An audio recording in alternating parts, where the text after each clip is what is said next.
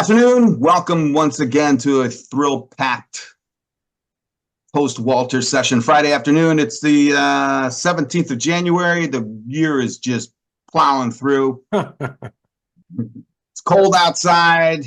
Football's going on. Detroit, the Lions are playing the Commodores. That should be interesting. I love the Commodores' music, so it should be a real good game. They have the horns and everything, so it's a good time. Boy, I know we're going to talk about the event in the desert with Art because he was there, but there's a lot. I think we mentioned it a couple weeks back. I've seen more and more about our industry hitting, the pages of LinkedIn and some stuff everywhere. So we're going to talk about that. We've got John and Jesse are here, and of course Art. Gentlemen, thank you for coming. Art, how are you? How's it going? Doing well. It's good. Yeah, it's good to be back in Jersey. Although it was quite chilly out in the desert.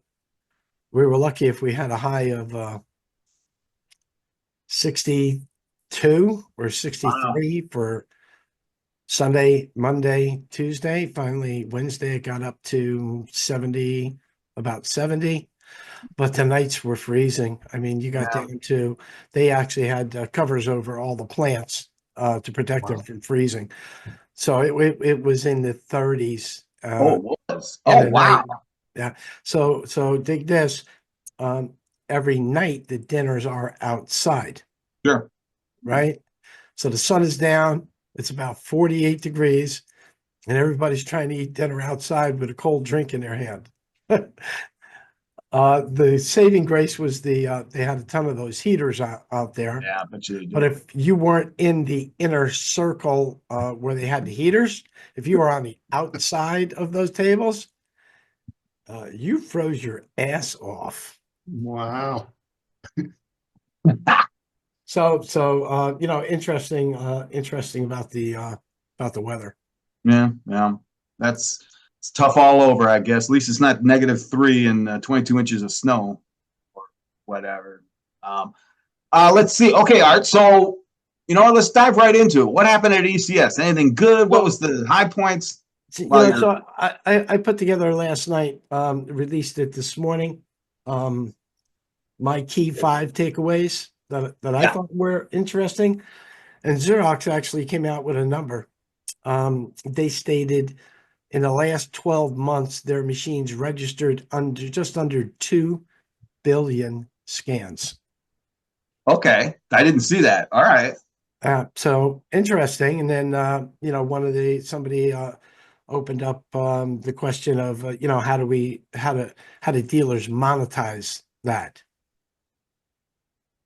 Of course, you monetize it by charging for scans. But I did have a talk with a large Midwest dealer who was there, and they are charging for scans. And I asked the question, well, since you're charging for scans, are you afraid that's going to, limit, weed out, some competitive quotes, where other dealers are not charging for scans, and you're going to be charging for scans? And he goes, no. He said, I'm very comfortable with our support and services and everything that we do to support the scanning. And at 0.002, it shouldn't be that big of a deal. And we all know the dealer. I'm not going to mention the dealer, but they're an extremely strong dealer. So, yeah, all right. Well, that's interesting. That was one with Xerox. The second one was the president or CEO of Konica Minolta, and we were talking about this a couple of weeks ago, made the statement that all of the MFPs will have embedded AI chips.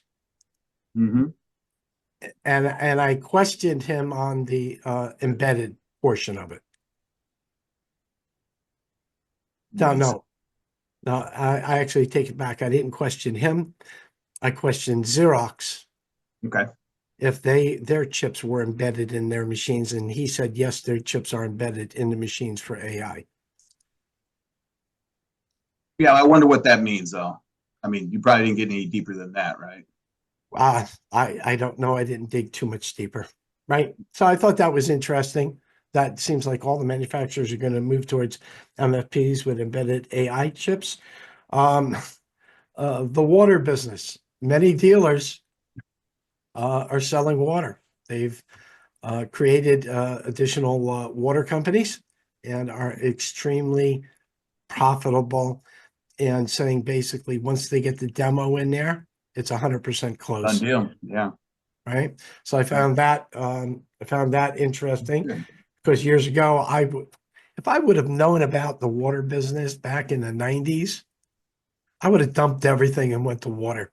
You're not alone because, who would have bought bottled water back then? Nobody did True. that, right? Well, yeah. Well, yeah. So, Came out of a hose. yeah. So the other one was Caton. Caton was there and had a big presence. Probably had 8 or 9 people. And I'm only guessing at 8 or 9 people for their Wow. new Arriva. I think it's pronounced Arriva, right?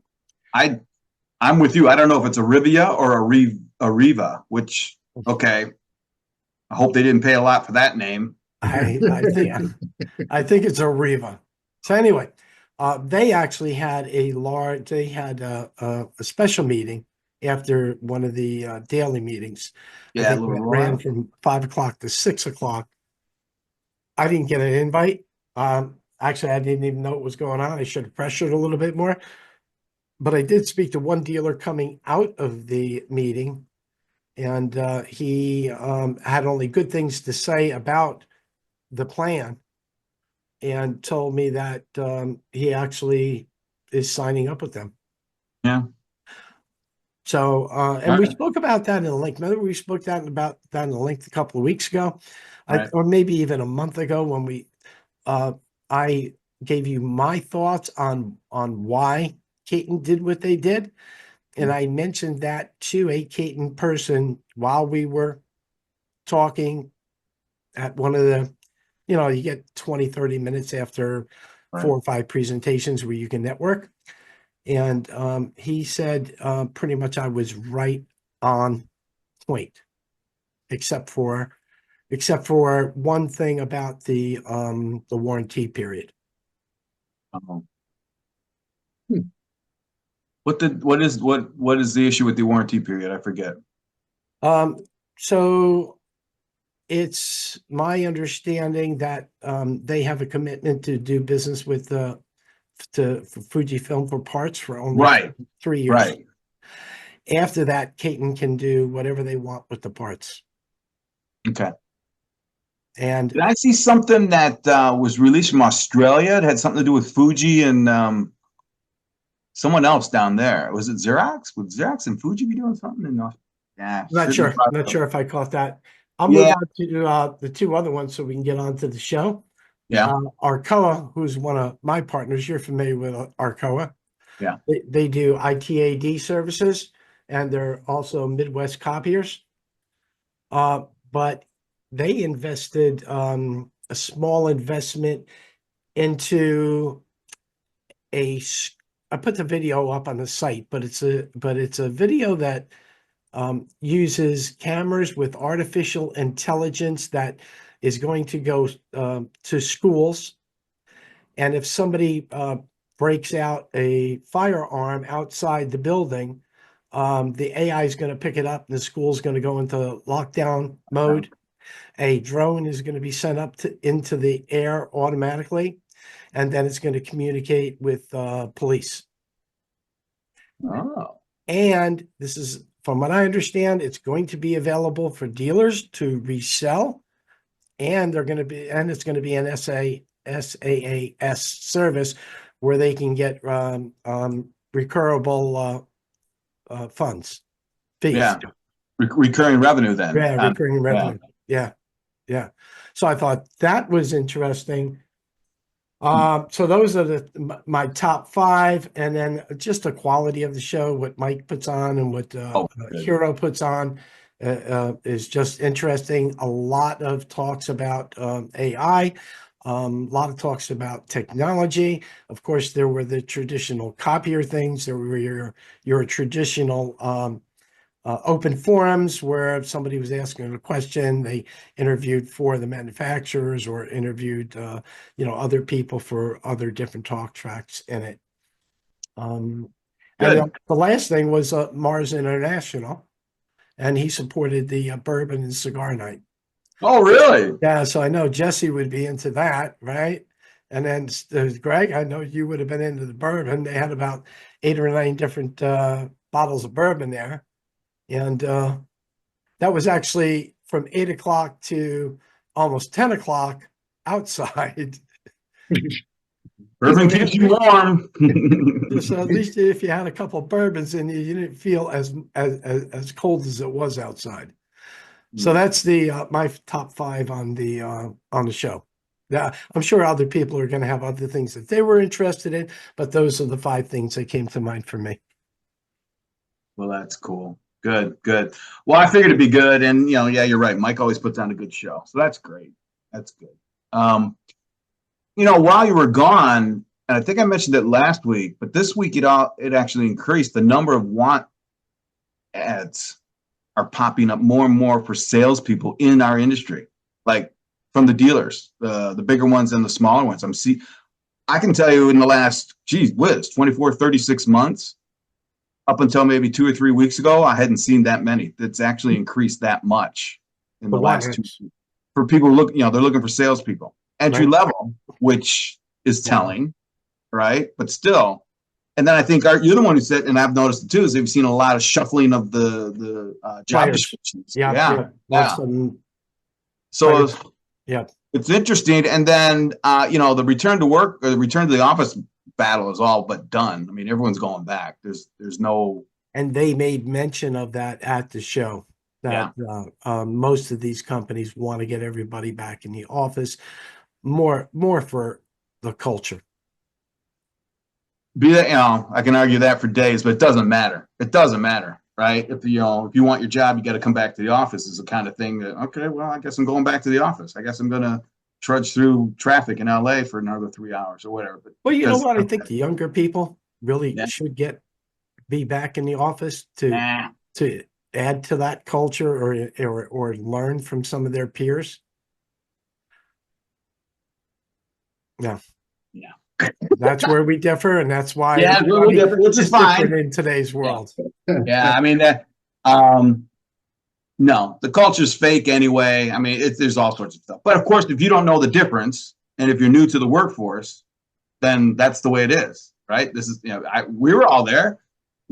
Everything, the coffee, the water cooler discussions, the Mondays after Super Bowl, the Taco Thursdays, the whatever, casual Fridays, Christmas parties, all that crap was cool, right? I mean, you're probably still in it, but it's all a narrative to support a culture that really isn't all that cool to begin with. But doesn't matter. Now everyone's getting back to the office, and you're gonna go there and sit in your cube and do it your mom and dad did for generations, and you'll enjoy it or go somewhere else. So, but that's okay, because that's what I'm thinking. All right, well, they're getting back in the office. Those copiers need to be refreshed. I don't know, Art, can you feel it? I mean, you've been in the field. Is there, what's your take on refreshing hardware? And has it been, because it all got pushed back during COVID, the fear of COVID. What's it like right now? It's still going on. Yeah. Yeah, you still have leases with trigger points. You still have people that are willing to upgrade. Yeah. Of course, there's always some laggers in there that she's I think in the last 2 months since the election, some of the laggers have made decisions. I forgot about that. Right. I think there's always going to be X amount of percent in laggers, no matter what type of economy we're in. Yeah, I honestly believe though there's going to be a bump for us. I think could be totally wrong, but I think they spoke about at the meeting. The big bump is going to be technology. Well, all the refreshes that have to be done with PCs and servers. we got to watch that very closely because the new chips that are coming out, and with Intel's dropping off and Nvidia's going through the roof, and Actually, two of the manufacturers spoke about that. The upcoming refreshes for PCs and servers. And just like with the copiers, it's AI embedded. All right, whatever. But the PCs are going to have to be quote unquote AI compliant. And you're already seeing it, right? I mean, didn't someone out, HP or somebody was talking about their AI compliant they chips. were embedding. Yep. Yeah. So, John, what's the reason behind the refresh on servers and PCs? Is there something coming up? Well, Windows 10 is going bye-bye. October, I think, is the end drop dead date, where standard Microsoft support will end. So I know we've been talking about it since early last year, because what ends up happening is with these systems becoming end of life, there's a huge rush at the end to get them replaced. Not every device can be upgraded to Windows 11. So you have those devices that for physical reasons can't run Windows 11, and you have to get the hardware ordered. So that bumps up your hardware. It also bumps up hardware prices and availability. So that gets everybody busy, and then that drives a lot of activity. Windows Server 2012 R2, I believe, is end of life now or very soon. So again, that same thing happens with, is it an upgrade or is it a hardware thing? Most servers are hardware things, so that's a pretty big capital investment and activity. So yeah, Windows 10 is the biggest one, and that's definitely the biggest one. Now, there are some versions that are still under support long term, but those are fewer and further between. So Wow. I mean, I'm thinking of the same challenges we have with connected copiers and things like that. I mean, yep. Some devices have, instead of a proprietary controller, have a Windows computer inside them, and a lot of them are Windows 10. Yeah. Now those are usually under long-term support, which is a different function of support from Microsoft. But yeah, they're. Here's a question for you, John. How about some of those wide format machines that have Windows 10 controllers in them? It turns out that most KIPs have Windows 10 inside them, and some of the Canons also. Canons, yes, but they are a different version. They're not your average off-the-shelf Windows 10. They are Windows 10 LTS, long-term support. Okay. But those are handled in a way that makes them much less vulnerable because of the setup they are. The functionality is different than a standard PC. Plus, those companies, KIP, Canon, have contracts with Microsoft directly to maintain those devices specifically for a longer term. Fiery is another example. There's a lot of Fireys in Windows 10. So Fireys are LTS as well? Yes. Okay. Yep. So that a lot of activity for IT companies, a lot of activity for computer companies. It's coming up soon. So yeah. Wow. Hey, Jesse, how are you doing? What's up? What's new with you? What's going on? Well, yeah, Jesse, why don't you, since you're new to the show, why don't you give everybody a short background? Sure. Basically, I'm in Lynchburg right now, Virginia. Freezing over here, but it's kind of like everybody. Better to be too cold than too hot. Yeah. The people in California going through a lot out there.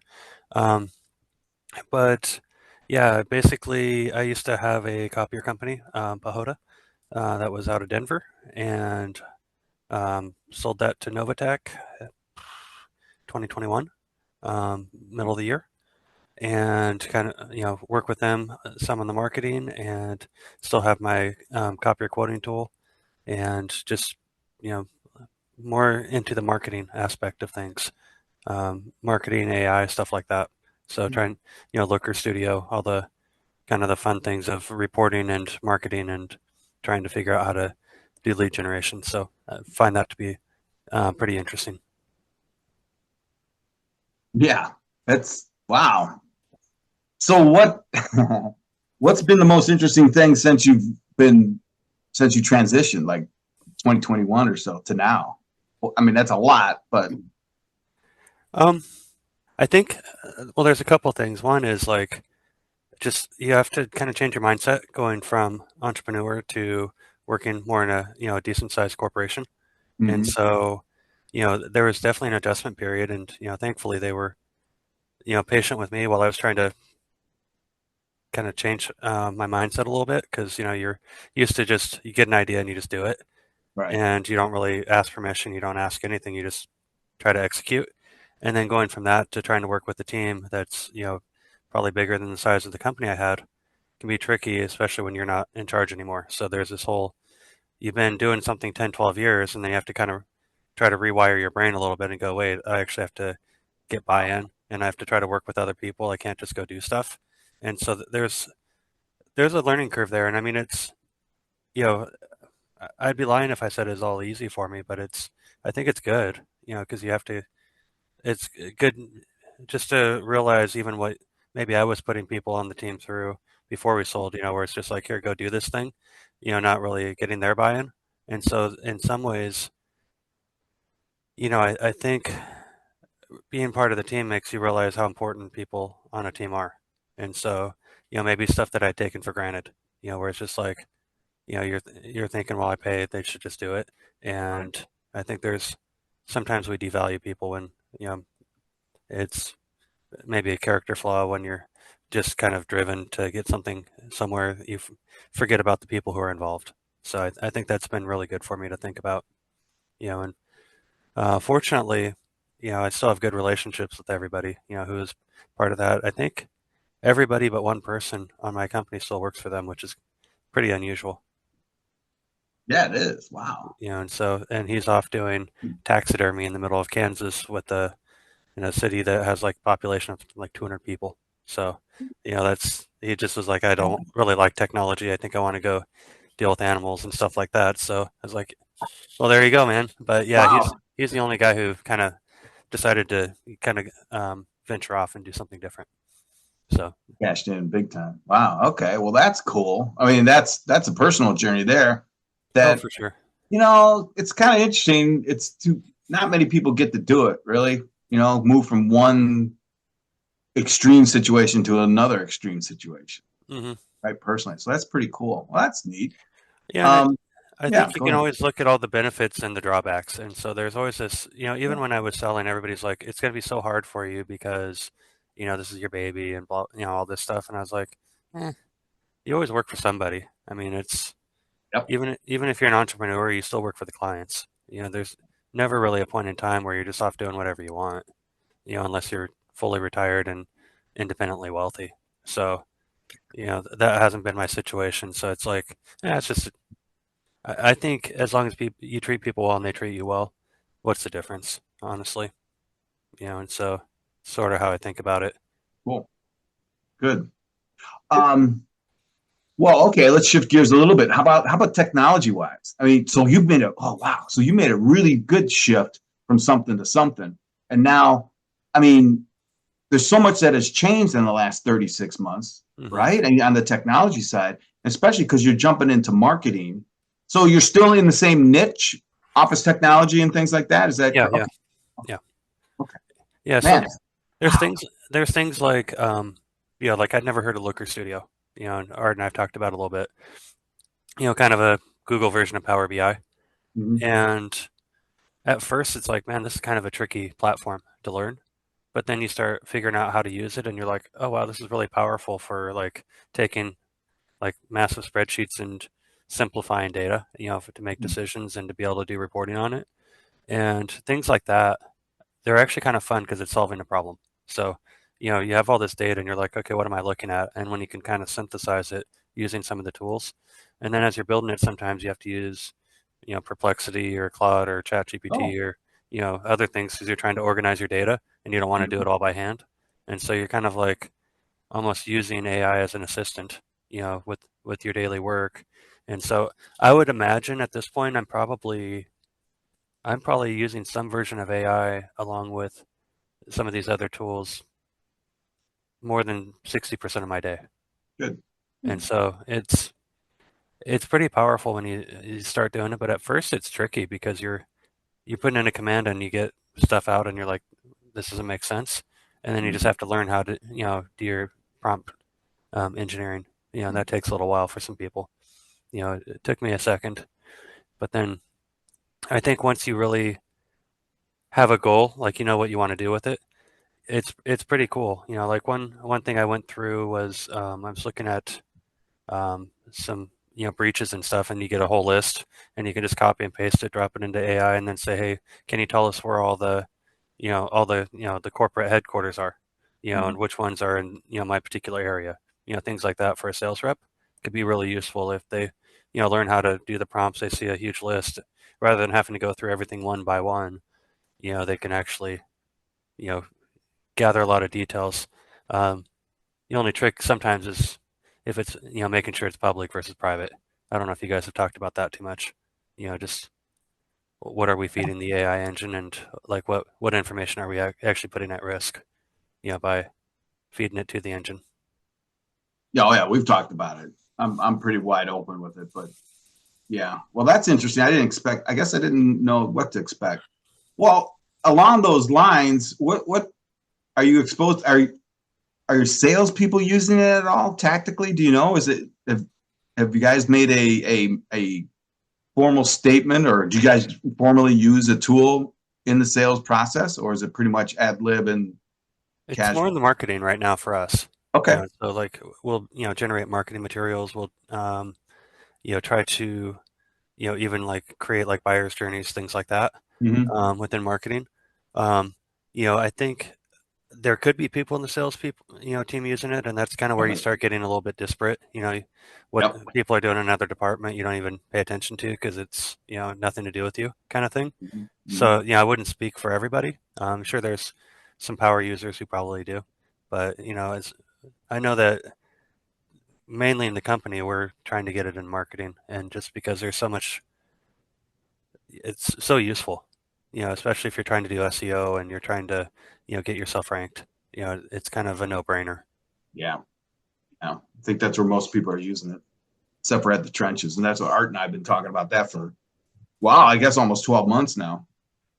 But Using it. Art, you were saying that they're putting these AI chips into the copier. I'm trying to think through like what what that would even look like. What would they be trying to do? Would that be part of a DMS or something that they would be thinking, or like what do you think they're thinking? I think it's going to start for maintenance issues, reporting back to the dealer as far as life expectancy of certain consumables.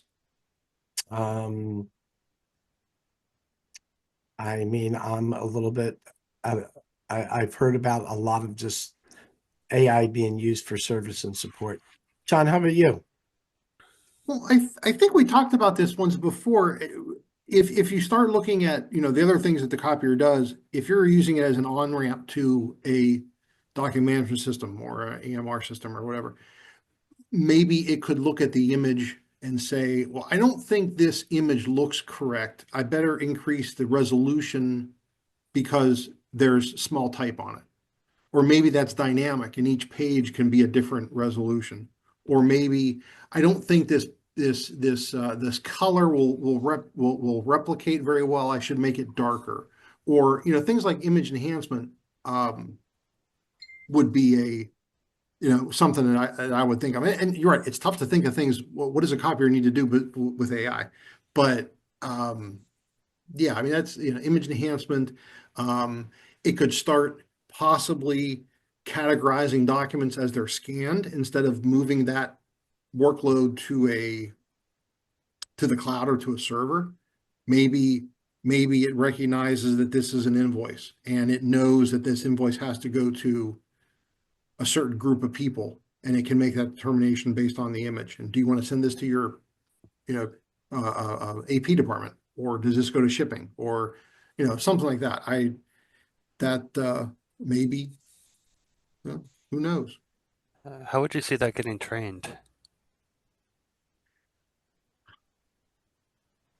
They're confusing Well, they AI. have Yeah, I don't. yeah, Yeah, there are AI systems now focused on they're more on the back end side in the cloud that are able to have, well, I have a template of, I've looked at 30,000 invoices. I could probably, with great accuracy, tell you that this is an invoice. But not just that, I would probably know where to look for a total. I would know where to look for an invoice number, maybe a due date, sender, description list, stuff like that. And I can make that determination automatically. So I don't have to be trained, or you don't have to draw zones around the place where the invoice would go. So, potentially that, I mean, copiers would have to get a heck of a lot more resources available, compute resources available to do that, on a copier. And But, use more power as well. Sure. So Would you think they do like voice control, like email this to Betty, just That could like where, be. just like Could be. simple stuff too. I don't know. so I know a few manufacturers have tried that by partnering with like Alexa and stuff like that to have I forget what they call them, the ability to do something, skills. They were skills. Yeah, that's right. And I don't. At one point, I know one manufacturer was giving away these things for free, and I don't think they could give them away. I don't think anybody would want to take the time to talk to a machine if they could just push a couple buttons. But I mean, Yeah. who knows? Yeah, that's fair. right.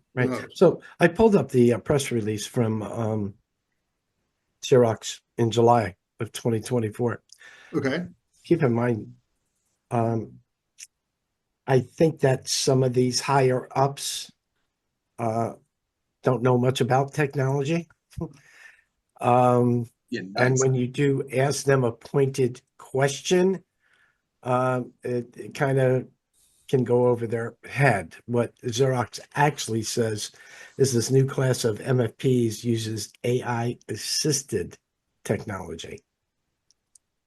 Now, I don't know what that means as well. But they go on to say technology to securely automate repetitive and complex tasks and adapt to business evolving workspace. So I could take a Joe Biden and say it's a bunch of malarkey. That sounds like it was written by a well-trained marketing AI. Or written, yes. Yeah. A lot of words to say a lot of nothing. So I'm going to take that. It's AI washing. You're right, Art. They don't know that. They don't know the difference between. They don't know the difference between AI and machine language or machine learning. They don't know the difference between AI and a macro on a spreadsheet. So they're going to have to say. And if you go deeper, have you ever heard of anyone at any of those OEMs hiring AI people in the back? I haven't heard anything. All right, and that would hit, right? So all the AI people are going to AI companies, not to Konica or Kyocera or even Xerox. Xerox got rid of Park, what? How long ago? Long time ago. Oh, long time ago. Yeah. So, and then if we just went through a great exercise. It's an answer in search of a problem.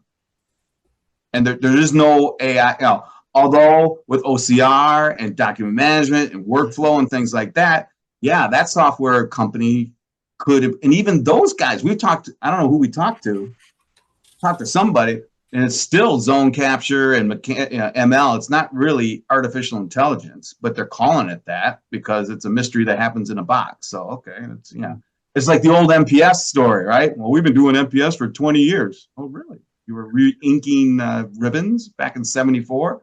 So, people wanted to jump on that. So, hey, possibly, you could possibly like take a page out of the edge computing, drop a quote unquote AI compliant chip in the machine, and possibly work with a piece of software to actually process it locally as opposed to up in the cloud. Right. So I've got this. I put that into ChatGPT. Okay. What does AI assisted technology mean in copiers? Ooh, that's a good one, Art. What'd they say? Refers to integration of artificial intelligence to enhance functionality, efficiency, and user experience of these devices. The technology brings smarter automations, predictive analytics, and adaptive learning capabilities to the traditional copier, making them more effective for modern office environments, which is also kind of vague, but it gets into automated workflows, predictive maintenance, enhanced document recognition, like John spoke about, dynamic energy management, learns uses pattern, optimize energy consumption, personal user experience, which I think is big, smart job routing, security enhancements, and the list can go on and on for another 3 or 4 things that AI assisted can do. I guess it's going to be a question of in each copier if people are using AI assisted technology. You probably could have taken that all that content and replaced copier with refrigerator. I do wonder if maybe Yeah. they could use AI to, like, if I got a file and it came from an application like, I don't know, desktop publishing, then you maybe increase the, the resolution and everything without asking somebody to have to, deal with all the settings. Mhm. Maybe you could go along that direction. Well, I like that. We had a talk track about that for Twain Yeah. Direct, and remember Twain Direct, right? Yeah, And the ability that developers can actually tweak the their API and embed put forms of AI into Twain Direct developers. yeah. It's a possibility. Boy. I don't know. I'm getting, deja vu and PS delayed stress and everything. So So Jesse, what else are you doing? I don't think I'm doing that much. I'm just kind of trying to stay busy. So, I'm, but most of the other stuff is like more fun projects. So it has nothing to do with, this particular, everything has everything to do. So Jesse, what's your favorite? Well, don't you have an interest in bourbon? Didn't I hear that earlier? Or Oh God, no. Cigars? Yeah, cigars. cigars?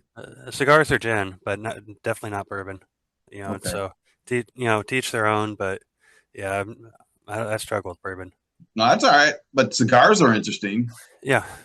So we actually have 2 good shops here in Lynchburg, which is weird because it's a small city, and so it's crazy to have 2 like legitimate cigar shops, Yeah. and so, but very few bars because Liberty University is also here, so it's kind of an interesting cultural thing. Yeah, I'll say. All right. When's your next trip back to South America? I just got back from Argentina. I don't know if I'm ready for another one quite yet, but I got back on basically Christmas, so I was down there for about 6 weeks, but Oh, wow. Now, is there any company in South America that you haven't been to yet? yeah. Well, the ones up north, like the Guineas and all that stuff, so yeah, those Venezuela, of course, because That's I don't want to. the Italian. The French one, yeah, French Okay. game. yeah, Yeah. Okay. and then like Venezuela, I've avoided, just for safety reasons and whatnot. Right. But and then I still want to go to Chile, so that's the one that actually I would like to go to. And I was really close. I was actually within probably 3 miles, um, over by Mendoza, so kind of headed from the Argentina side. So I could see Chile, but I didn't actually go Wow. into Chile. So, Wow. but yeah, it's the travels and stuff like that. But the nice thing about the kind of work that I'm doing right now is it kind of allows you to basically be able to do it from anywhere. Right. So it's like you have your output that's expected. You do your work and keep yourself busy. But then who's to say you can't go enjoy yourself on a weekend in another country instead of having to be like stuck in Lynchburg the whole time when it's Right, cold. right. So Like I'm stuck in New deliverables, yeah. Jersey. yeah, exactly.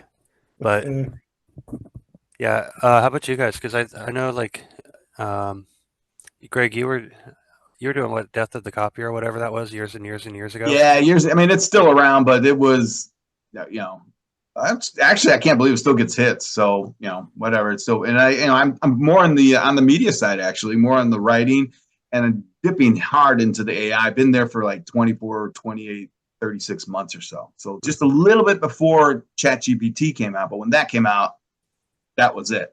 Yeah. So I'm kind of making a shift into writing for the AI side of the world and building out that.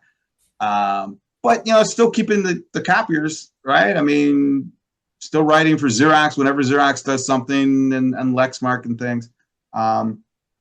Did a little bit of training. Art and I got a little project going too that I think will take off. And then I've had this super side project where we're how should I say that? It's an import-export business into Taiwan. So I know, totally out of the All right. nothing to do with copiers. But yeah, that's what I'm doing. What are you importing or exporting? Or are you able Exporting to bourbon. Oh, really? Okay. Yeah. I mean, the third largest consumer of bourbon or whiskey is Taiwan, believe it or not. They're heavy into Scotch. They love America.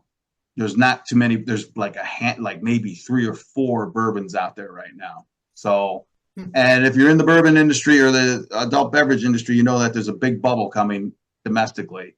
And then there's talk of tariffs and stuff like that. So, some of the bigger distilleries just laid off a bunch of people. There's that contraction is occurring now in that industry because it was on fire for a decade easily, and they went over capacity. So everyone's looking for different markets, and it's been pretty good. We've only been doing that for 8 months, and that's been doing pretty good. So, yeah. How tricky are those laws? They're not that tricky at all. I mean, the U.S. has trickier, and that's because it goes from state to state to state, right? Because liquor, and everyone talks about the 3 tiers, 2-tier, 3-tier setup, which is what we're used to, right? You got a manufacturer, it goes to a distributor sells to reseller sells to an ultimate consumer. They have the same basic setup federally here in the U.S., but in Taiwan, it's totally different. There are certain things you have to do that are old school, right? So like you ship in, they test it. They literally open up a bottle, send it to a lab, make sure there's no poison or anything in it, give your seal of approval, then your stuff is released. Now within that, maybe similar to what happens in South America, there are a lot of different things that are outside a typical business model or that people would admit occur.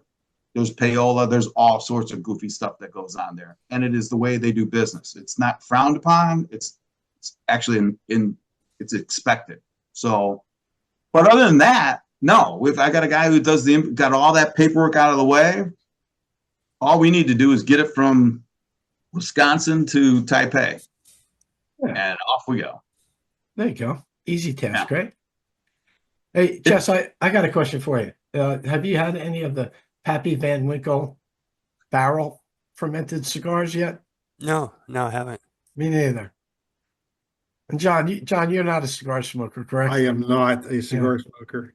Not I a tried bourbon to be a drinker bourbon drinker. I tried. I really tried. I just couldn't do it. Well, that's all. Yeah. You tried or whatever the story is, doesn't matter.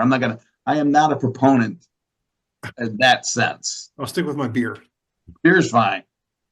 So I met at the show. I met a bunch of people in the copier business from southeastern Kentucky. So we had some interesting talks about the stolen barrels of Pappy Van Winkle bourbon. Oh boy! A legend that demands another $50 per bottle. Probably. Yeah, no, I'm not kidding you. How expensive is it? Pappies can be very expensive. I mean, beyond the hundreds. You can get there's Pappies out there for $1,000 a bottle. Not worth it. Don't do it. But at that point, whatever. You're not dealing with taste and not even story. You're dealing with ego, just like everything else, right? I mean, buy the Ferrari, never take it over 55 miles an hour. Same thing. If I'm getting a gift for somebody and it's, you want to get like somewhere like, let's say, less than $75 bottle. What's the bottle? Well, I like New Riff, which is out of Ohio or Kentucky. It's just on the other side. Because it's really good. First off, it's not that expensive, and it isn't really well known, but it's considered a pre. It's not like a Jack Daniel's or an entry level, so it's above up. But you get into the Blantons, the Pappies, all those things that everyone knows and that are expensive. They're just riding on the name. The actual stuff that's between the glass isn't any better, honest to God, than anything else. In my opinion, there's no bottle worth over $100. Period. Because with bourbon, like the Scotch, they age for 22 years and things like that. If bourbon gets aged over 10, it starts to taste, to me and a lot of other people, like the wood that the barrel's in, because it shouldn't sit that long in a barrel. So, 6-year-old New Riff, I like. Any of the Wellers is good, Wellers. And for the traditionalists, any of the Old Forester stuff, because back in Prohibition, there were only 7 distilleries that were still allowed to make their stuff.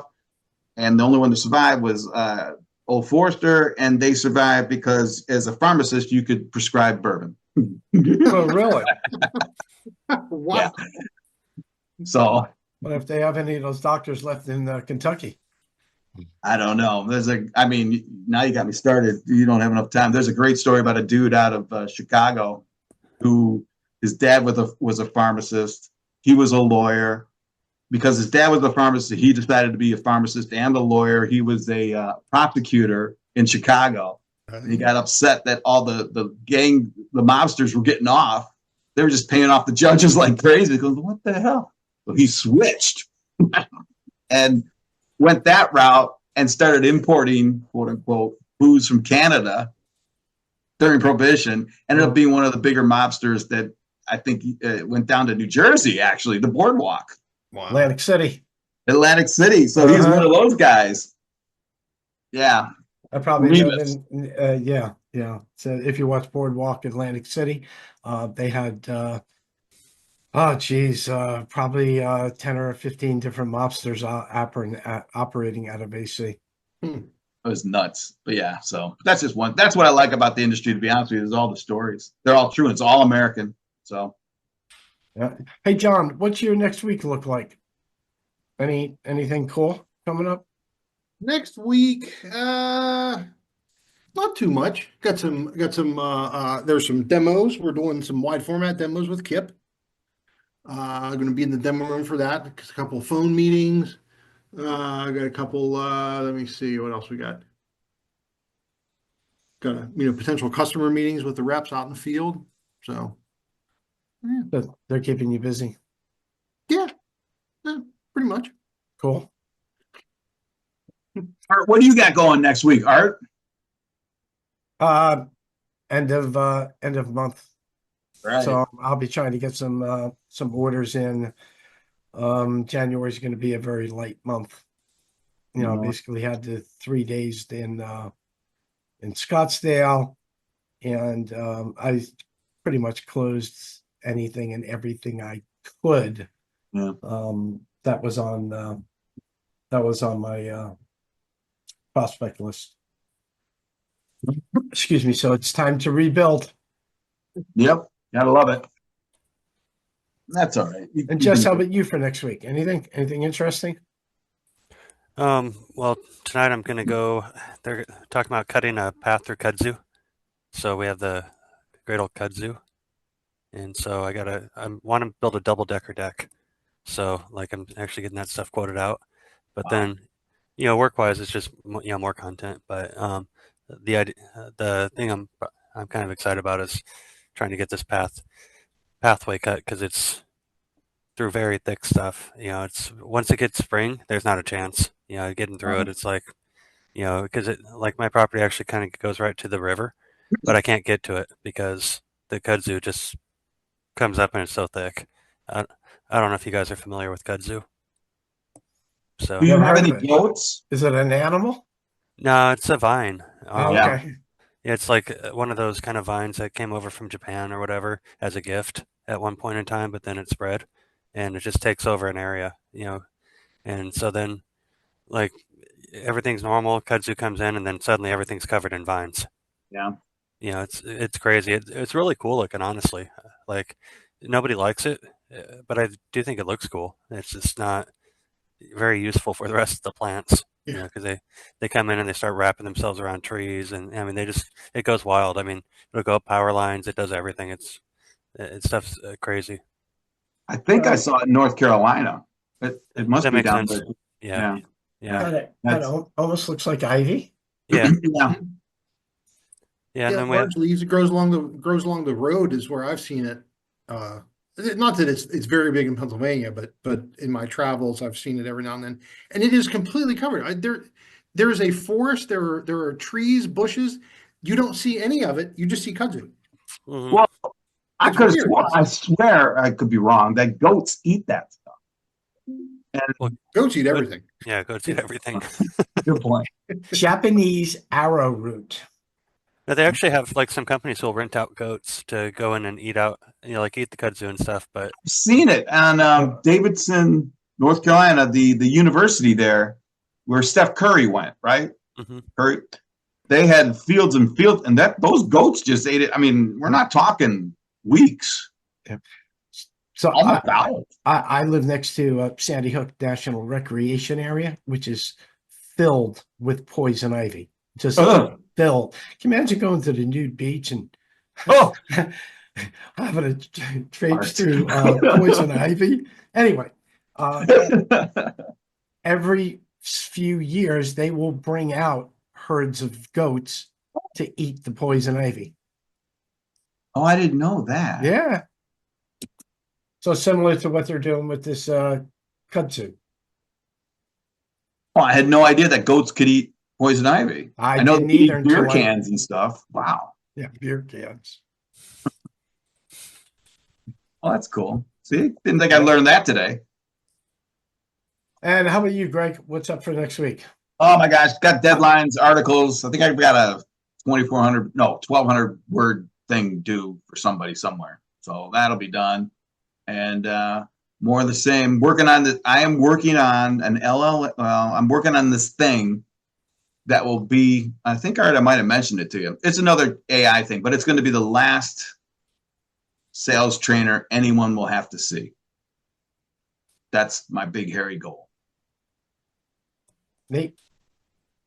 And on that note, it is 3 minutes to 5, which brings us to our witching hour and the end of our show for Friday, January 17th. I want to thank everybody for tuning in. I want to thank everybody for John for his words of wisdom today. Welcome Jesse as a new member of the show. And hoping, Jesse, you can join us back sometime in the near future. Yeah. Planning to.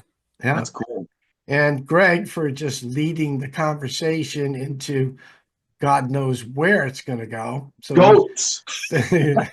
we finished with poison ivy and goats, and which the path was cigars and bourbon to get us to goats. Interesting. Perfect sense. Perfect sense. Everyone, we appreciate you viewing the show. Please like, share, and follow, and we'll see you next week. Next week. See ya.